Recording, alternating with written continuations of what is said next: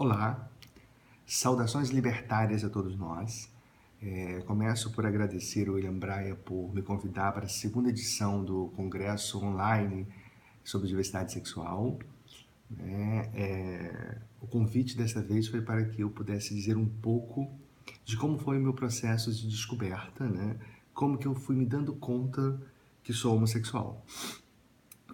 Eu acho importante a gente pensar que não dá para comparar um processo de descoberta da orientação sexual e identidade de gênero hoje, em 2016, né, com um processo vivido por mim na década de 90 do século passado, como não dá para comparar o que eu vivi no final do século passado com tempos anteriores, dada as dificuldades próprias de cada tempo histórico. Agora, uma questão ainda é muito premente, porque a gente ainda continua a perceber, né, o modo desigual como a diversidade sexual é tratada, como a população LGBTIQ, como eu costumo chamar, né, os LGBTIQs, né, são tratados não uma configuração de diferença, mas uma diferença hierarquizada, como menores, como menos, né? E isso produz delicados efeitos em nossos processos psíquicos.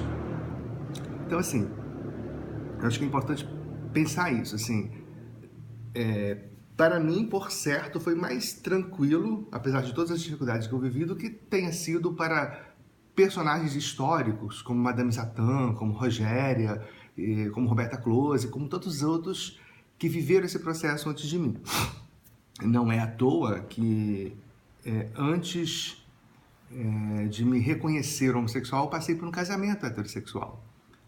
Porque eu não conseguia vislumbrar outra possibilidade que não os enquadres heteronormativos. E aí eu me tornei protestante naquele momento histórico da minha vida, em torno dos meus 19, 20 anos de idade, né, quando eu havia saído do convívio de minha família no interior do Espírito Santo e migrei para o Rio de Janeiro em função do ingresso na Marinha de Guerra do Brasil. E aí tive uma conversão ao protestantismo, né? Conheci minha então companheira, nos casamos, e muito pouco tempo depois eu vivi a minha primeira experiência homoerótica, logo depois do casamento. E aí, assim, pensando isso no meu próprio processo de análise, né, com a minha terapeuta, eu fui vendo o quanto que, na minha história, eu fui buscando modos de me encarcerar enquanto desejo. Isso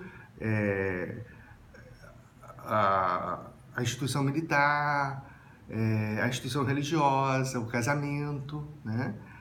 Mas, paralelamente a isso, também eu ingressei na faculdade de psicologia e isso me possibilitou conhecer outras coisas. E não é porque era faculdade de psicologia, poderia ser qualquer outra que me viabilizasse leituras, né, tipo sociologia, história, talvez as ciências humanas e sociais, né, possivelmente me autorizariam a um leque de possibilidades outras que não o mesmo do mesmo. E a partir desse encontro que eu tive com esse rapaz há muitos anos atrás, e foi um encontro muito insólito, porque eu não esperava que isso acontecesse, né? Eu transitando ali para quem não é do Rio de Janeiro, deixa eu dizer da geografia do Rio de Janeiro, né? Da metrópole carioca, né? Região metropolitana do Rio de Janeiro. Eu estudava e morava em Nilópolis, uma cidade da Baixada Fluminense, e o navio ficava atracado ali no Arsenal de Marinha do Rio de Janeiro, perto do 1º Distrito Naval, ali no centro da cidade, hoje onde é construído o Boulevard Olímpico, uma área muito bonita da cidade, que foi revitalizada, não à custa de muito sofrimento, né, nesse momento histórico nosso no Rio de Janeiro. E eu atravessando a Avenida Rio Branco, no momento em que ela cruza com a Presidente Vargas, eu me esbarrei com um cara, assim, não dá conta, e quando eu fui lhe pedir desculpa, ele me deu um beijo, eu retribuí esse beijo e fui parar no apartamento dele ali em Botafogo, ou Flamengo, não me lembro mais, muitos anos isso era bem no início dos anos 90, né?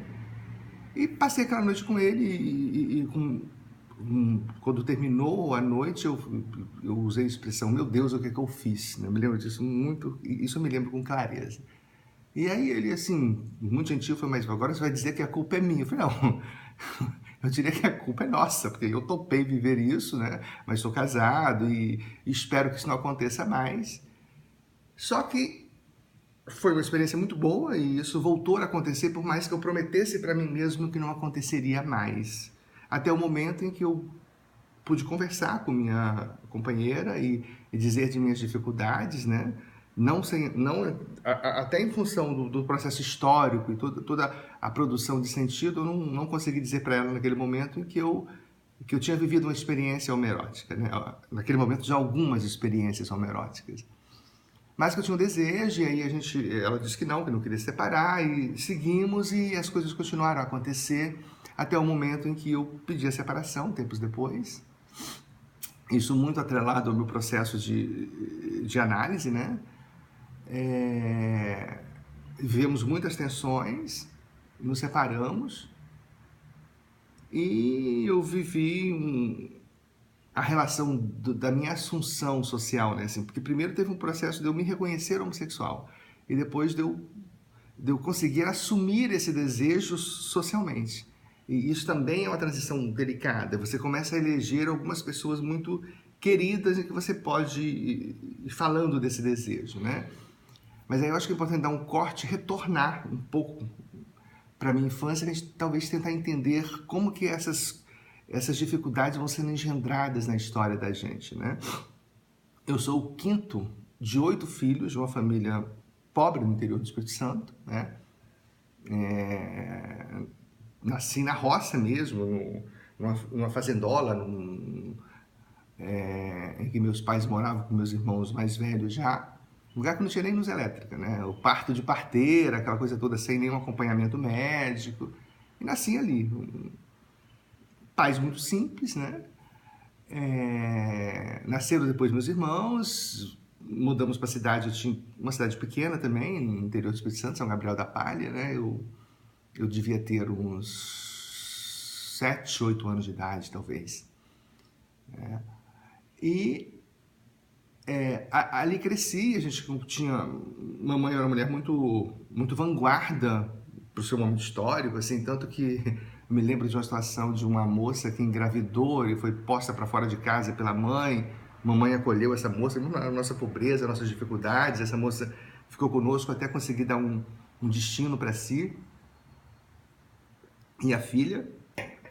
E nossa casa era frequentada por alguns homossexuais da cidade, mas que eram homossexuais assim, muito marcados pelaquela possibilidade histórica. Eu me lembro do Gerson, que era um querido, né? Ele morreu há uns 20 e poucos anos, vitimado pelo HIV/AIDS, né?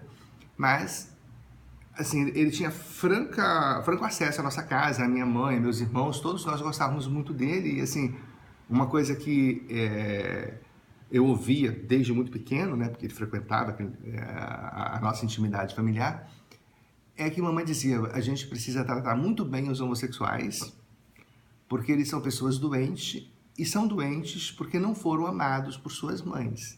E aí ela se fundamentava ali na sua empiria na relação com o Gerson, que segundo ela teria sido deixado pela mãe ainda bebê e foi criado talvez pelo pai, por uma parentela extensa. Então, assim, ela localizava a homossexualidade do Gerson no fato dele ter sido, entre muitas aspas aí, porque a gente não conhece essa história, né, em profundidade, abandonado por sua mãe.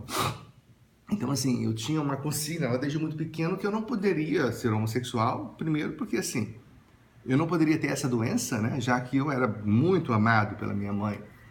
E é claro que minha mãe dizia isso numa crença muito profunda do que ela estava apontando, né?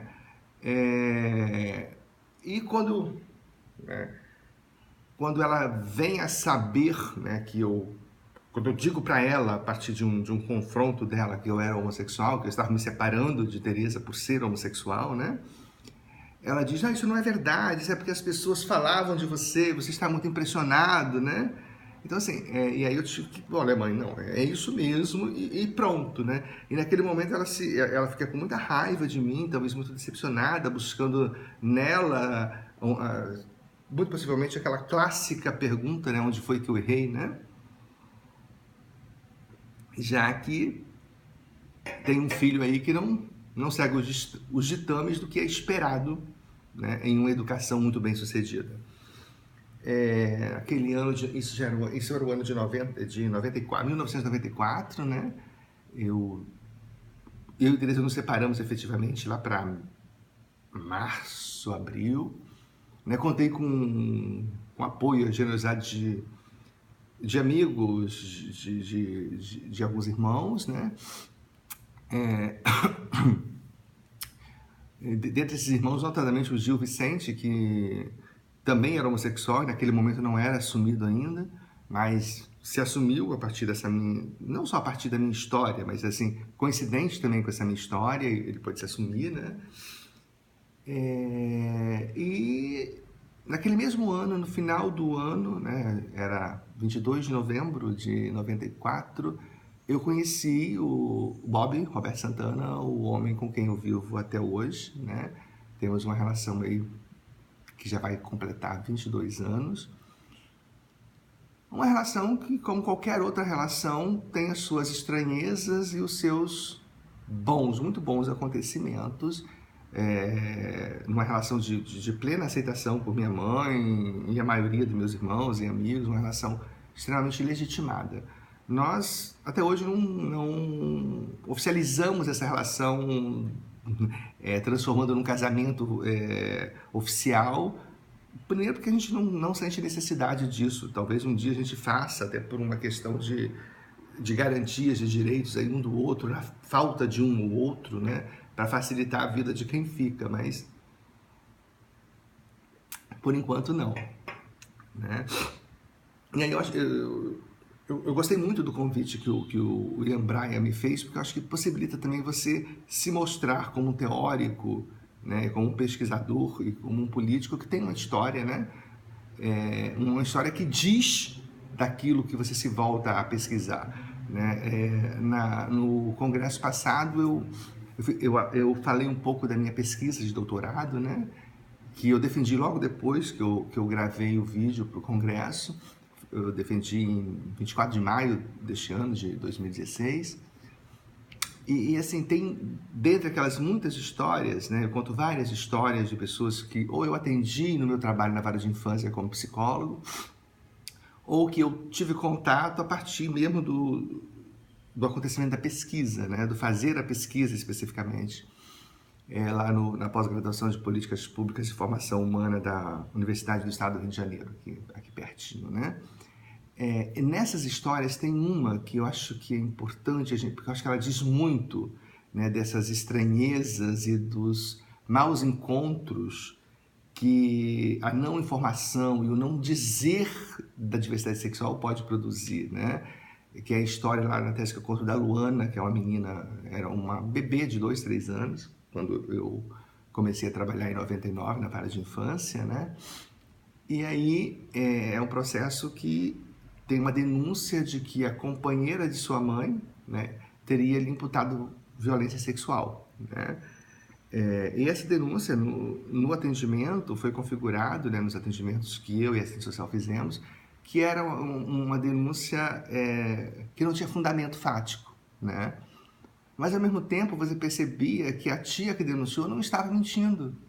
Ela acreditava profundamente na denúncia que ela fizera, né? E nessa configuração familiar também tinha um irmão, né, que era homossexual, assim, assumido, inclusive trazia as marcas na vestimenta, no jeito de andar, no jeito de falar, de que se tratava de um homossexual, né, com certa estereotipia. E eu não estou aqui desqualificando essa estereotipia. Eu acho que existem modos e modos de ser homossexual, de ser transgênero, né? Eu afirmo que a gente não tenha que fazer uma gradação, hierarquia, e isso ainda há, lamentavelmente, dentro da própria população LGBTQ, né? Você vê as diferenças se afirmando e negando outras diferenças. e a gente precisa enfrentar e dizer isso, né?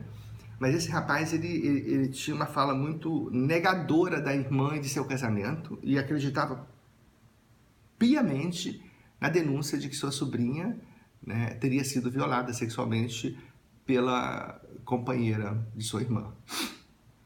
E nos atendimentos eu questiono num dado momento, né, assim, mas eu não entendo essa tua raiva, esse teu rancor com o casamento da tua irmã, né, se você também é homossexual. E aí ele traz uma fala que para mim é lapidar para pensarmos, né, esse processo histórico de desqualificação da diferença, né, desqualificação da população LGBT, né. Ele diz assim, eu sou homossexual, mas pelo menos eu não constranjo minha família com o casamento. Eu sou uma pessoa discreta. E aí a gente pode discutir o conceito de discreto, né? É o conceito de constrangimento, quem constrange quem.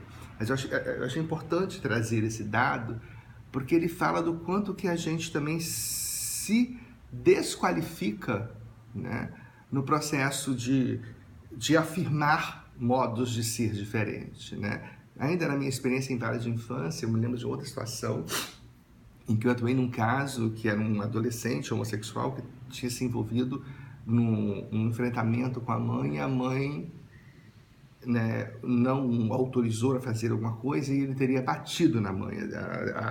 O processo era um processo de ato infracional por violência do filho contra a mãe, né?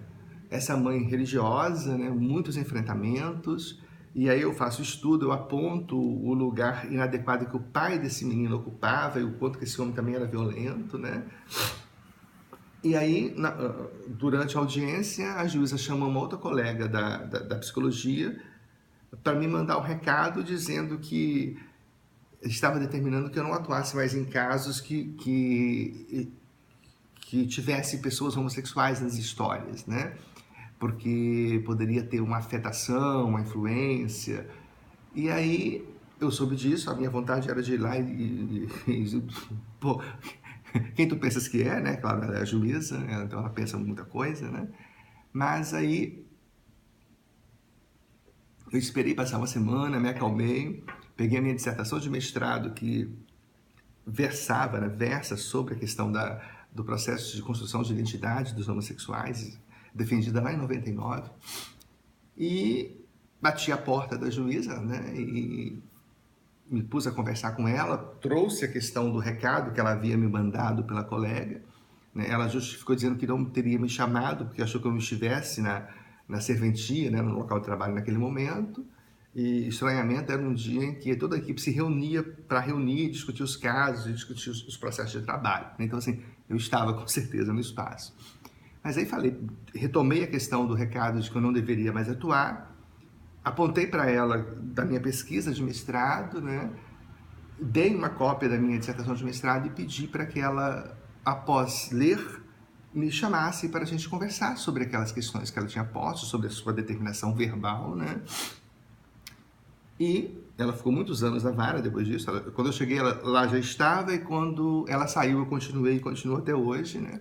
Ela nunca me chamou para discutir as questões, eu continuei atuando nos casos que versavam sobre a temática da diversidade sexual e nunca mais foi